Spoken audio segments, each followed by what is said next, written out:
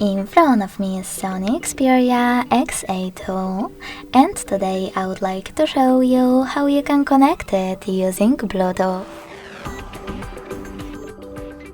Begin by going into Settings and choosing Device Connection.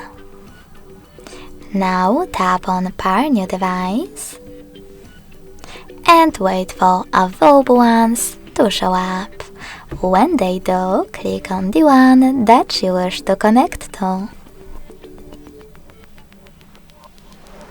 Lastly, hit pair in the pop-up and wait for the other device to do the same. As you can see, after a couple of seconds, my devices were successfully connected.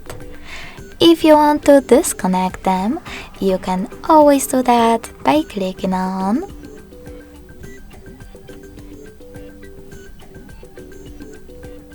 Previously Connected Devices and selecting this gear next to the chosen one.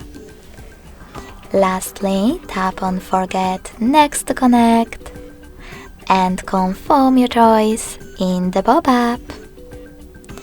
Thanks so much for watching. If you enjoyed this video, smash that like button, comment and subscribe. Bye!